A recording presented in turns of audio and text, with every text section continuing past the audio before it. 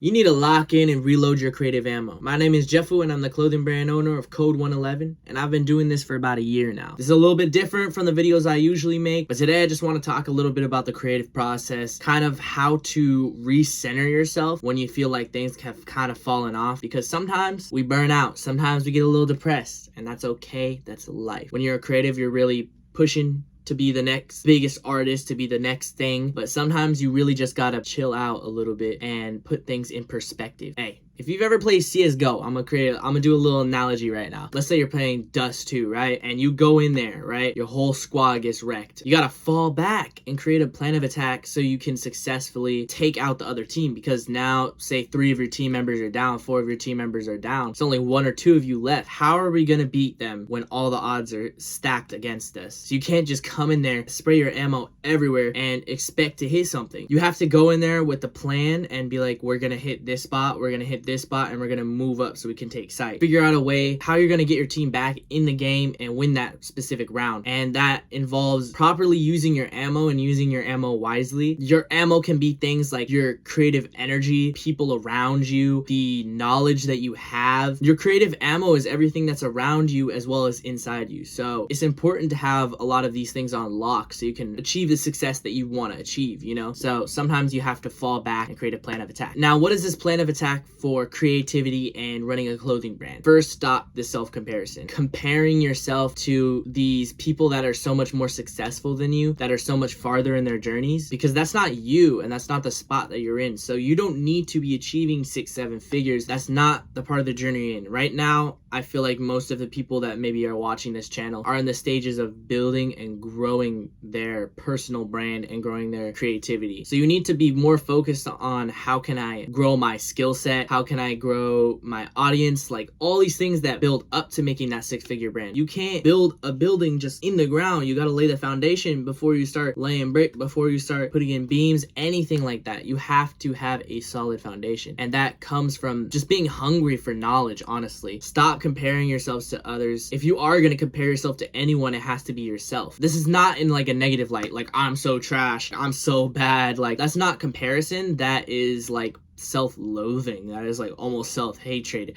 and that's definitely not a healthy and positive thing to have in your mind. You need to have some sort of confidence in the way you step. You need to walk outside and you have to be like, I got this, I know what I want to do, I can trust in my vision. You can't be like, oh, I'm scared, I don't want to do this, I don't want to achieve my creative goals. Stop lying to yourself, for real. The only person that you really truly know is yourself. So you can't compare yourself to someone else when you don't even really know them and you don't really even know what struggles they are going through. You feel me? Get out a notepad, get out a Google Docs, a note sheet, whatever you use. Write down what you're doing right and what you're doing wrong, and then the ways that you can change it. You might be on YouTube, you might be on TikTok or whatever trying to find the answers, but a lot of the answers are within you. You've just pushed them away. You know the solution to growing your social media following is posting more consistently, but why don't you post more consistently? You feel me? Like, you know the fucking answers, so don't play about that. That's it for today's video. I hope y'all found some value in this video, and I'll be doing another video, a highly requested video later on this week, but I'm pretty busy. I got a show this weekend, so I'm gonna be performing and stuff. But hey, I love y'all and appreciate y'all so much, so